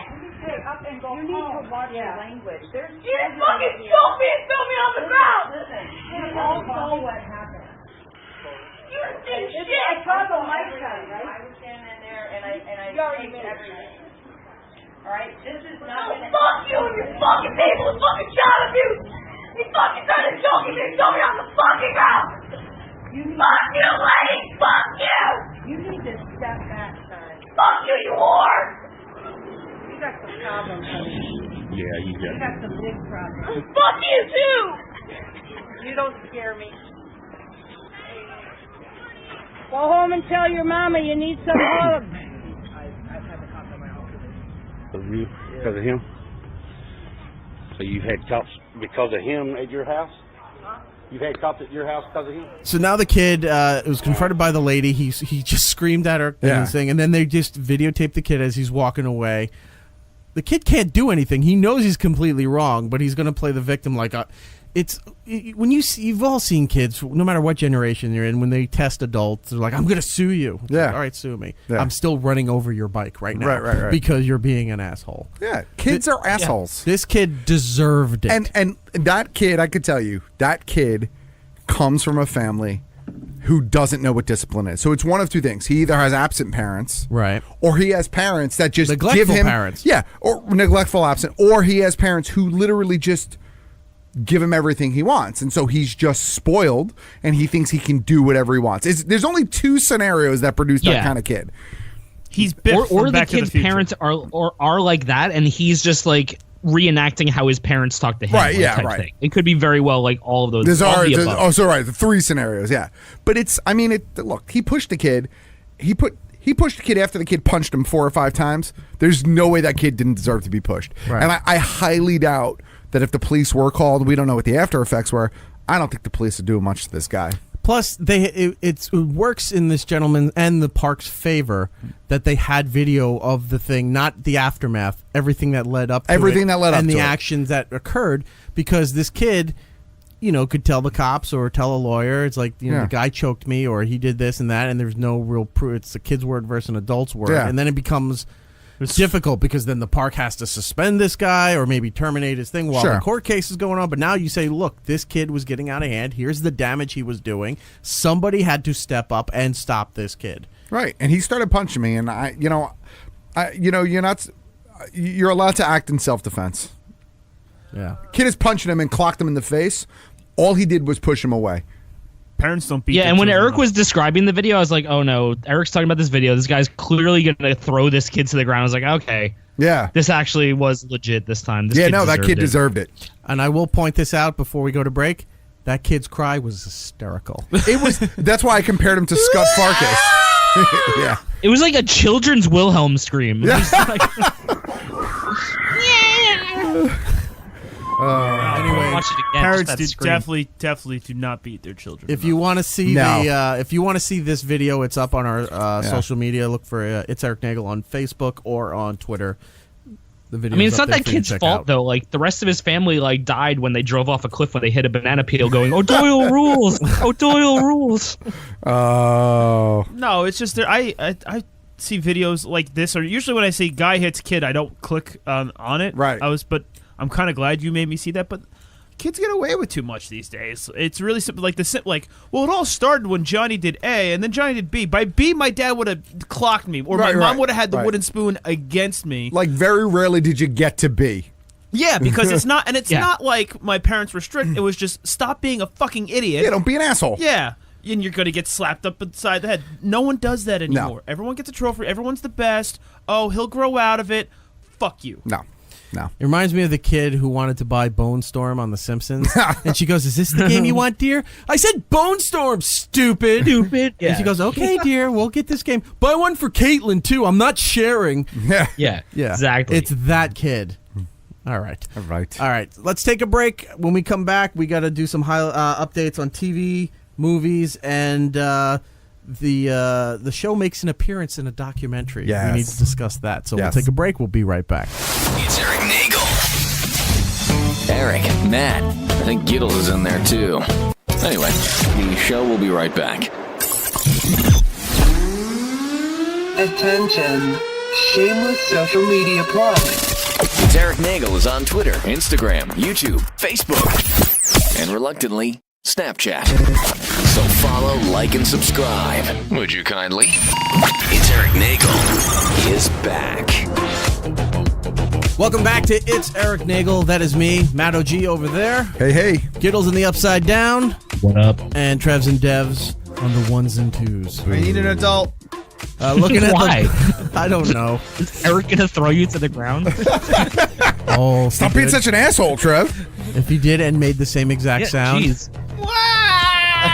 Looking at the box office, number one, no surprise to anybody. Solo, a Star Wars story. Depending where you read the reviews on it, it's good and it's bad. So Fair we enough. just did a bunch on that. So go check out Solo. Make your own damn opinion. Don't listen to everybody else. Deadpool 2 as number 2. Just crossed the $600 million threshold. Probably. Do you think it's going to make $1 billion before it's out of the theater, or no? Nah, probably that's $1 billion. too far. $1 billion with the with DVD sales, DVD maybe, sales but and still, that's $400 million is a lot to make up. Right. I don't think it's going to make it at all, but you never know. Well, let's see. Adrift, number 3, and I don't know what that movie is. Number 4, Avengers: Infinity War, and 5, Book Club. Who gives a shit? Yep. Number 6 is Upgrade, which opened up. In that Adrift is the movie about the people on the boat. Oh, okay, where they're on that yacht and then a hurricane hits them. Yeah. It's like Perfect Storm on a boat. Yeah, which pretty much. was Perfect Storm. So just, I was going to say that's exactly Perfect Yeah. Storm. So just no yeah. Mark Wahlberg or George Clooney. No. Other movies to pay attention to. There's trailers that a bunch of stuff came out. Wreck-It Ralph 2. The trailer's up on our Facebook. You can check that out. Did you see that? I did with the princess. Yeah. Did you hear the controversy around Cinderella? No, I heard the No. stuff that Mulan was not included, and people were getting upset with that. Oh, I didn't hear that. No, what was the thing with Cinderella? So Cinderella is in that little scene, Right. And there was this whole thing going around on social media. Why does she look different? Why does she look different? What's different about her? Nose job. No, Okay. ears. Cinderella, traditionally drawn by Disney, does not have ears. Really? It's That's assumed the that complaint? it's not a no. It was not a complaint. Oh, okay. It was something didn't look right. We couldn't put our finger on it. Wait a minute. Ears. She doesn't have ears? No, because they're. I guess the assumption is maybe they're pinned up behind her hair, but it's impossible. Is this the same? She doesn't have controversy? ears. It's not controversy. All It right. was like.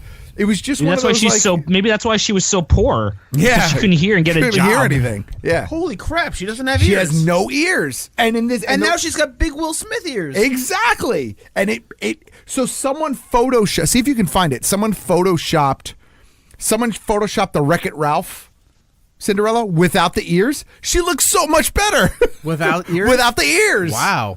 All right, I'll have to look that up. Yeah. I thought it was going to be like Hello Kitty doesn't have a mouth. Why doesn't Hello Kitty have a mouth? I Except thought she it was gonna be does. that But thing. yes, yeah. So yeah, Wreck-It Ralph 2, the trailer's out there. It looks amazing. It's called Wreck-It Ralph Breaks the Internet, and they go very meta in the trailer. Go, Oh, yeah. Why isn't it Wrecks the Internet? That doesn't. The alliteration's better. No, you're right, but that's just what Yeah. we're going with. Like that's in the trailer itself.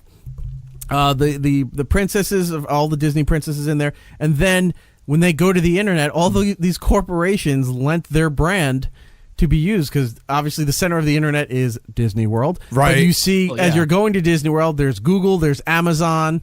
So it should be a lot of fun. Wreck-It Ralph, the first one, if you haven't seen it, it's available everywhere.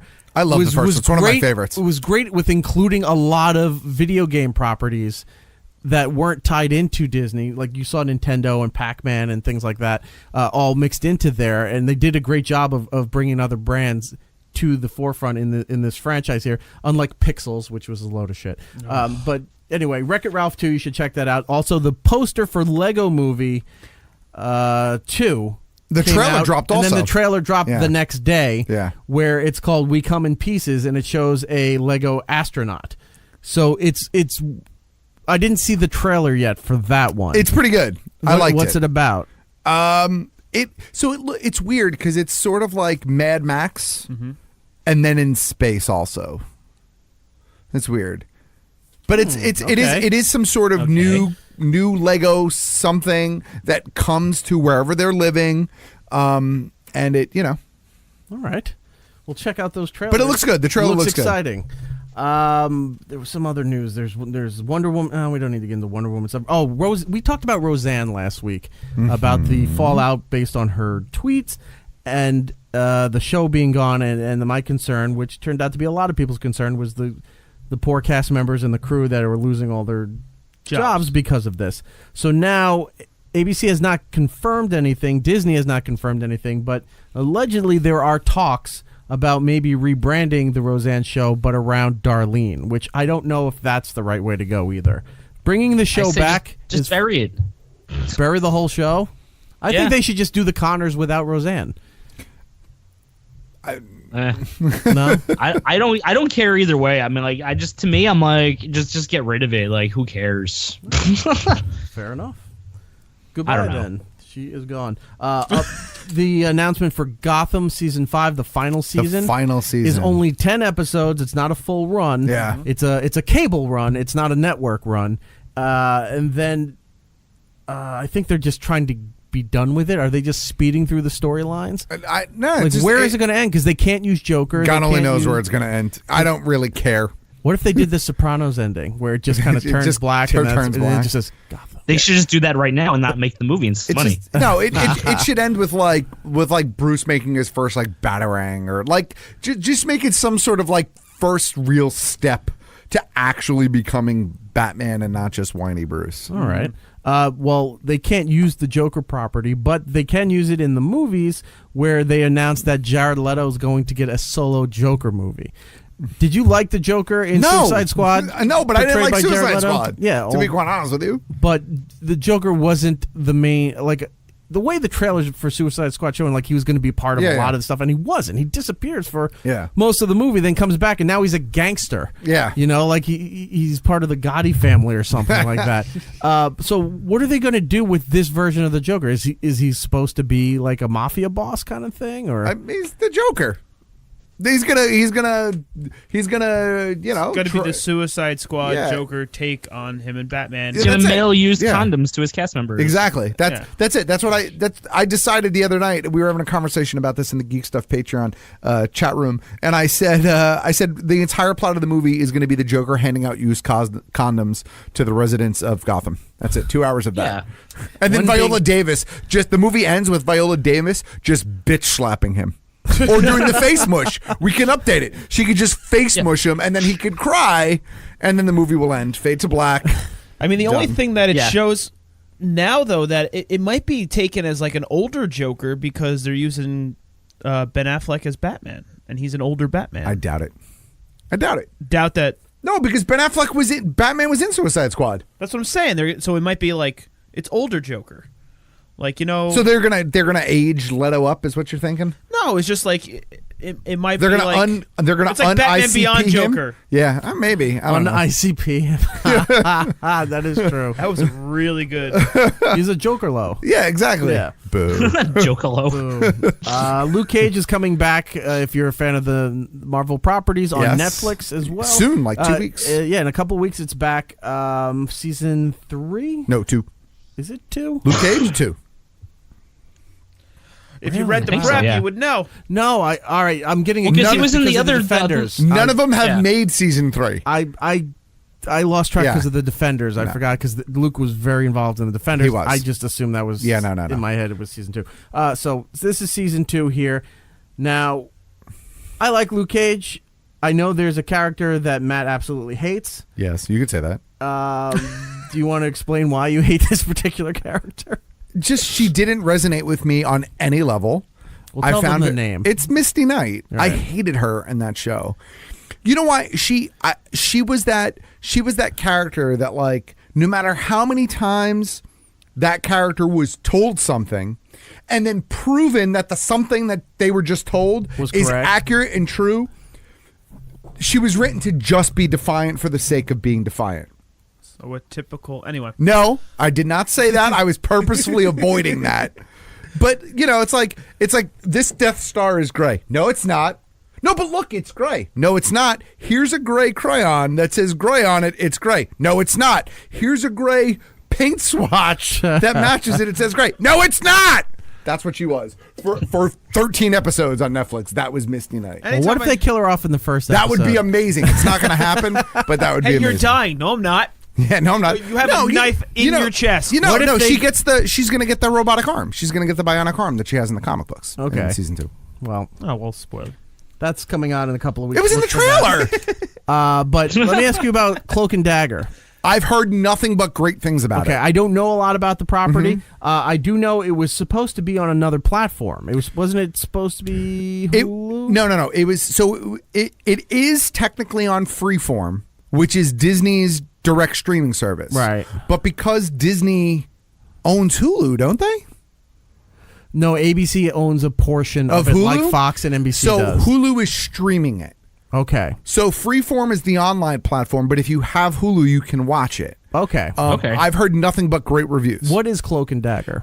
Cloak and Dagger, they're one of those evergreen Marvel properties that for a while they had their own book, but they kind of just pop up in everybody else's book. They were in Spidey, Daredevil. They made appearances in like the Avengers books through the years, but it's two characters. One character can kind of control shadows and darkness. The other character can control light, and together they're just kind of this team. So Cloak is the one that can control shadows and darkness. Dagger is the one that can actually physically like manifest light, and like light daggers and like shit like that. Right. And but they were two obscure characters that I always really liked from the Marvel books. I was a little concerned that they were getting their own show on Freeform because I was a little concerned it was going to be a little too like Riverdale-y, even though I like Riverdale, so I guess that's weird. Okay. But I've heard great reviews. It's funny because most of the reviews were like, this is doing a lot better than anybody thought it was going to be. It's getting a lot better response than a lot of people thought it was going to get. So that's good. I feel like there's a lot of like Yeah, I feel like there's also like we're at a lot of like oversaturation point where like you could put something out like that and just like you don't know if it's going to be good or not. Right. Like, you don't know like 100% if it's going to test or people can be like, yeah, it's good, but I'm just tired of watching these shows. So the one thing I don't know is how it fits into the MCU. If it fits into the MCU. Okay. If it's loosely tied to it like the Netflix shows are, if it's not at all. Where they make a mention of something happening in New York. Right, yeah. So I don't know if it is at all, but I definitely want to check it out. Okay.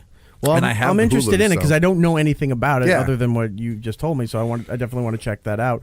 One last thing, and then we'll get into some other stuff on Netflix. We had news about Venture Brothers season 7 coming out, which I'm very excited about. If you've not seen it, it started off as making fun of the old Hanna-Barbera shows, like Johnny Quest, and so it was supposed to be like a sort of that, but maybe twisted a little bit, so it was kind of mocking that and going in a really dark, devious direction. And then it just became, they said, screw it, they became their own thing. Right. Yeah. I just watched all 6 seasons, and there was so much that I missed because the seasons weren't consecutive. Like, they'd have season 1, and then 2 years later, season 2 would come out. And then 2 years later, season 3 would come out. And there were only a handful of episodes, maybe 12, 10, somewhere in that direction. I watched all 6 seasons, and I couldn't believe, 1, all the stuff that I missed the first time around, 2, how well that show is written. And I just want to tell everybody to watch the show because it's extremely absurd for good reasons and for no reason at all. They throw all these different things at you in weird directions, and you're kind of just, it's like a ride. You're sitting there and go, wait, what's this? What's this? What's that? What's that in the background? What did he just say? Oh my God, that ties back to this whole thing. Yeah. They're just insane. Doc Hammer and Jackson Public, who make these shows, are out of their minds.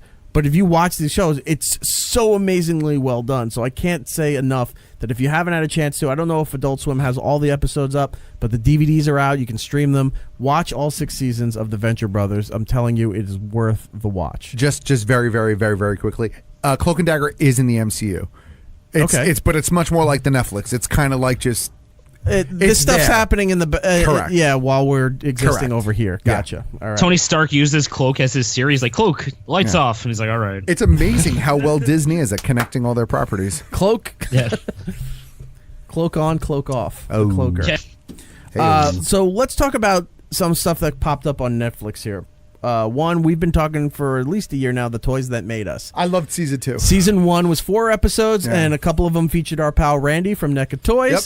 And season 2 now has 4 new episodes, which is Lego, Hello Kitty, Transformers, and Star Trek. Correct. None of them feature Randy. No. And if I had really good editing skills, I would constantly, in the middle of when they're going through the different people talking about whatever it is, I would just cut in the scene of Randy go, oh, there goes his rocket, and just put it in there for no reason. Just for no reason, Just because it needs to be in there.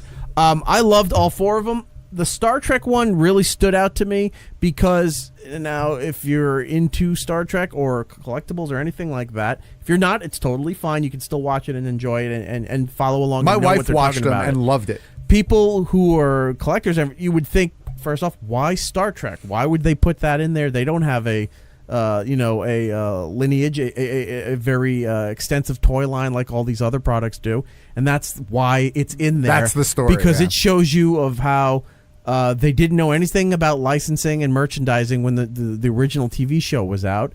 They didn't do anything in time for Next Generation when that TV They were always came 2 out. steps behind where they needed to be. And then they screwed up with the movies in between the original TV show and Next Generation. And to this day, they still couldn't. One company had good toy figures for older series, not for anything current. That was, remember in the 2000s there was 4 different Star Trek shows, and they had nothing. They couldn't capitalize on it, and you're just watching a lot of misstarts or tripping over themselves because they couldn't get the merchandising right. That's what makes that whole episode interesting. I think my favorite episode of season 2 was the Transformers episode. It was kind of emotionally charged, so I think that's why I liked it. Fair enough. It was a little sappy, but in a good way. I really like that one. Hello Kitty actually was my least favorite of season 2. I like in the Transformers that it was one guy. It wasn't that they just created these robots. They merged some toy companies or lesser toy lines that were in Japan. They went shopping for designs in Japan. And they bought these lesser toy companies and it's like, we like what you're doing, we like what you're doing, let's mix them together and we're going to make these into our toy line. So they bought all that out and then they hired this one guy. He said, it's your job to create 26 characters, give us their name, their backstory and everything. Go. You have a long weekend. So this guy had to sit there and create Optimus Prime, Megatron, Bumblebee, Starscream, Soundwave, all the famous ones that you know, and oh my god, dude. There was one dude in an office like, I don't know what to do. I guess this guy's a tape recorder, and he shoots tapes out of his chest. They can be all different animals, sounds. What goes Soundwave? Yeah. We call him Soundwave. Look, the other guys are silver and red, and let's make him blue. Yeah, he's because he'll stand out from the others. And Bumblebee's a. Yeah, well, we haven't used yellow yet. Have we used yellow? No, let's make him a Volkswagen and paint him yellow. That was the whole process behind creating these legendary figures. Yeah. That one was really interesting. But it was good. It was all 4 episodes were great. I was gonna say, that doesn't surprise me because the He-Man episode was very similar, where they were making toys and then they had to make the cartoon because they sold the cartoon to try and sell the toys. Theirs was even lazier. It's like, what name can we put in front of man? Yeah, because then everybody was something man. Yeah, but the He-Man episode is probably one of the funniest episodes of the first season. I love that one. I like that one so much more than I thought I was gonna like. When they're like, and then don't worry, the movie's coming out. What movie? We got to make a movie now. Yeah. The Hello Kitty episode, the thing I found most interesting in that was how they were trying to break it to the United States in the 70s. It wasn't that they were finding retailers to bring the product into their stores. They just opened up their own locations. No, it wasn't even that. They sent salespeople door to door, like the old when you'd see jokes on old sitcoms where it's like, I'm selling vacuums, I'm selling knives, Tupperware. Yeah. That's what the head of the Sanrio sent salespeople, Japanese salespeople, to San Francisco to go door to door to try to sell orders to people house to house. And apparently it worked enough because eventually then they opened up a single store in a mall in L.A. No, it wasn't in L.A. It was in California, but it was in San Mateo. It was in some one of the Sans. Yeah. And that's how it built up, and it took forever. Yeah. And then all of a sudden, out of nowhere, it just clicked, and it became the biggest thing in the world. So watch. it makes sense because that's how you get cats. One day you just go to your door and there's a cat there. I guess I own a cat now. So they were just using the cat strategy for Hello Kitty. If we just show up on someone's door, they have to take us in. Right. So check that season out. But then I also want to point out the documentary Making Fun, the story of Funko. San Jose. Yeah. Which is not far from San Francisco. It's right across the bay there. The documentary Making Fun, the story of Funko. Yeah. Which is great because it shows you the history of the company, how the original owner made his bones by selling bobbleheads and getting all these licenses that nobody wanted to do anything with, dirt cheap, and made bobbleheads to people. Look, like if you're not aware, people collect bobbleheads like they collect Pez dispensers, like they collect Funko Pops now. But, you know, I've been covering Funko since they had a booth at Toy Fair smaller than this studio. Wow. And now they're one of the biggest toy companies in the 50 world. booth big, yeah. Right. Yeah. So it shows you the history. The original owner just gets burnt out, and he sells it to a friend of his, and his friend took it to the next level and came up with all the stuff, and wound up hiring him back to. He had this guy was just falling into money all the time because he built the original company. Then he went and made an apparel company with weird graphic designs. He's like, let's bring you in, and that now you see the Funko Pop shirts. Yeah. This guy who originally made the company is making the shirts. Yeah. Working for the other guy who now owns Funko. Graphic Lab, and or they're whatever. just making money all over the place. Yeah, hands over fist. So they're showing the documentary over a couple of years of how Funko existed in the con universe. Right. And they were using a lot of footage from San Diego 2016 and New York Comic-Con 2016. So I'm sitting there and I'm seeing the booth. I'm like, Matt and I spent a lot of time over there. I kept looking for us. Nothing to show up in San Diego. I was like, damn it. You know, we weren't there during the times when they were letting the lines in.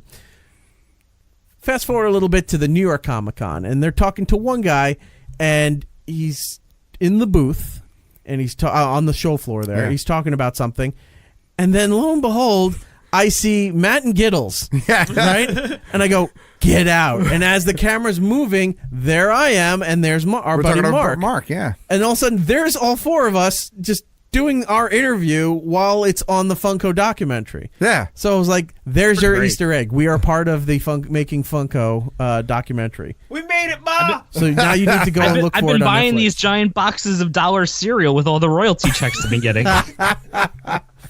So please go check that out. Both of those series are on Netflix for your enjoyment. And before we get out of here, we had Brian Shea on the show last week giving us a lot of updates for E3 and video game stuff. But there's something new that came up here that it was a sort of an issue for Trevor and for Gittles. Why don't you tell us, Trevor, what it is? I'm actually a little annoyed that we weren't made a little aware of this last week. But, you know, to each his own. Maybe he didn't know. I don't think he knew. It was like dropped on Tuesday. Just kind of want to poke the bear a little bit. No, but they knew an update was coming, but they didn't know it was in this form. Destiny 2 had a lot of hype coming out. Everyone loved Destiny 1. Destiny 2 came out. I took day off work just to make sure I grabbed it and played it so I would keep up with all my friends. And it was the same Destiny we all loved. Right. We got involved with it. We grinded it out. It was good.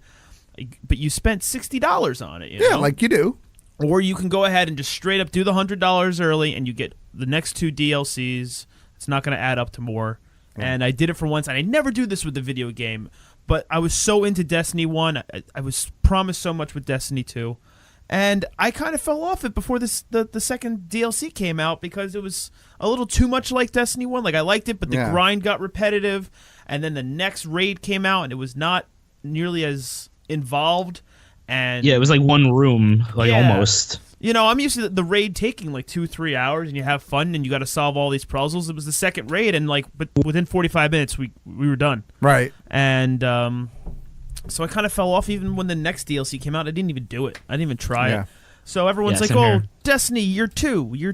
There's more stuff coming out." And I'm just thinking, okay, like another DLC. Yeah. I'm already behind it. I'm all about Fortnite. I'm all ready for these battle royale versions on Call of Duty and Battlefield, and then Red Dead 2 is coming out. So Destiny's way far in my mind. They dropped the second trailer for year 2 of Destiny, and it looks amazing. Right. Like, it looks so good. Like, ridiculously good. And so much stuff was released about it, and they're switching things back to where, like, your light level actually matters. They're finally figuring out what worked with Destiny 2 and taking Destiny 1 and finally fusing it all together to where it looks like it's going to be an absolute perfect version from Bungie.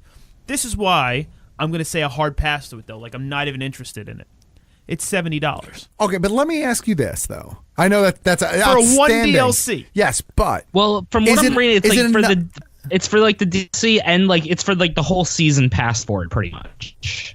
But still, like that's still $70. No, I understand. And you that, need to have Destiny 2 in order to get this. Well, that's the other thing too. There's a lot of unknowns. Gittles was saying, do you start a whole new character again? Like, is it a brand new game, or is it really just a continuation of what you have? Me being so far behind, I'm not going to catch up by the time year 2 comes out. If it's how many hours of gameplay is Destiny? Gittles? Do you know? Well, the game itself is maybe like 5 to 6 hours, but like the end game where you have to like grind and like can be like infinite amount of hours, like, depending on how long it takes. So let's say the DLC is another 7 or 8 hours of gameplay. Is $70 worth it then? It probably is, right? I don't know. It depends how good it is. Like if it's like that much story, then maybe. But the problem they've been having is the end game, where like when you're done with all that stuff and like all the extra missions, and there's just nothing that's been good. Right. It's all been like really boring. It's just been like time consuming, giving you like the same weapons over and over again. So it's been weird. Yeah, like a lot of my friends from Destiny 1, there's no plot. They don't like, there is no real main story that they could get attached to. It was all about the multiplayer, all about grinding it out, being the best at the raid, and playing with friends. Destiny 2 definitely had a story, and you followed it, and that's what some people were complaining about. I don't know, man. I feel like they're just grabbing our money now. It should just be Destiny 3 then. Say it's Destiny 3. Say we fixed everything. It's gonna be amazing. But just to kind of like pitch it as this awesome DLC, I don't know. I feel like I spent enough money. All right. And like it's not I'm not rushing out to the store. Like, it looks amazing, yet I'm still not going to rush out. It's going to be a hard pass until I hear people say, "Oh my God, that it's worth the money." It's worth the money by far. Yeah, that's really weird. This is what it says on the website. It says the annual pass changes things up. You can buy the annual pass bundled with the Forsaken for $70, or you could buy it itself for $35. The annual pass grants full access to 3 releases: Black Armory in winter of 2018, Joker's Wild in 2019, and Penumbra in summer of 2019. So it sounds like you're getting 3 DLCs for the $35, but it also doesn't say what that other $35 is. Like, you have to buy the Forsaken for $35. Like, how does it get to $70? That's what I'm confused about. Yeah, it's there's a lot of unknowns. I got excited, like, oh, cool, a trailer. But I'm not gonna rush out and do what I did, like think of actually taking a day off work or pre-ordering it. Or making sure, I grind up to get to where I need to be, like spend all of June, July, and August getting ready for year 2. The thing is, too, if you watch the trailer and the gameplay from it, when they're going into like the exotic weapons in your inventory, like one of the dudes is light level like 600 or something like that. So like it seems like you're gonna have to like really like rank up, I guess, because like the highest you could be right now is like 380. Yeah. So I don't know how that happens.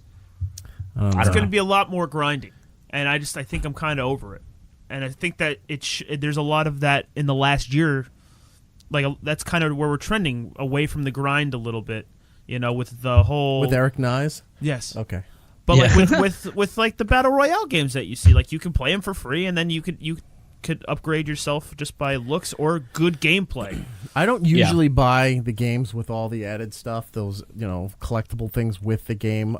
Maybe BioShock was as far as I went with it, but I am looking to spend the $100 for the just announced Red Dead Redemption 2 collector's box. Hold on, lift it up a little bit there. You see that? Oh wow! You get a red bandana. And you get special add-ons, like because it starts with there's a collector's edition, an ultimate edition, like you can step up from the game, but it gives you additional stuff that you can only get from buying that particular version for your online play or in the story. So I'm gonna just buy the box. How much is the big box? $100. That's not bad at all. Not at all. Really but you get special weapons. You get special. I don't want to say vehicles because it's the 1900s. I might even go for that. Yeah, special horses. Yeah, you get special zebras that you can go around. So you also get money too if you pre-order these versions. They give you money, a code to use for the Shark Cash in GTA. Oh, okay. So depending on what you get, you're getting a certain amount of millions of dollars to use in your GTA while you're waiting for that game. So I will be going to, for the first time, buying one of those big box sets with a game that I've never done before. Pre-ordered. I'm very excited for that. At the GameStop. Might have to do that now. With that being said, let's do the plugs and get out of here. Matt OG, what do we have? Geek Stuff OG across all social media. New episodes of Geek Stuff go online every Thursday, unless, of course, you're one of our patrons. They go online Tuesday for you. Check us out, patreon.com/BKGeekStuff. Any support is appreciated. Gittles, what do you have? I got Gittlebase on the Twitter, Instagram, and Xbox Live. And June 24th, I'm going to be doing another pop-up food market at the Queen's Brewery. So I will be out there selling food and stuff like that. I'll have more details. I'll tweet it all out. So all that fun stuff. All right. Trevs and Devs? I'm doing well. Welcome to my 11 followers now on Twitter at BTGTrevor. And Gittles is helping me come up with content just by helping my self-esteem by liking things. So he's really that's what I'm trying. Pushing me forward. Fortnite, we're still rocking and rolling. Gittles is getting better. Eric is getting worse because he refused to learn how to build. So BTG. Eric runs away from the pack and then just goes on his own constantly. Yeah, you and cousin Dave can sit there just building nothing, just mining materials for days. Yeah, it's like you guys just like to farm. That's all. It's well, like, I discovered the jetpack last night and I had fun. Jetpack is only good till Sunday and then they take it out of the game. So join us while you can. BTG rocks on Xbox. All right. For me, it's E-Rock Radio across the board on social media and Xbox if you want to play. Again, like we all said, we'll play with you, that's fine. Just send us a message letting us know who you are because we're just not going to blindly go into a party and do stuff there. Otherwise, for the show, it's Erik Nagel across the board on social media. We've been seeing some progress and people have been enjoying it that we've been putting condensed episodes on YouTube, on our YouTube channel. It's Erik Nagel.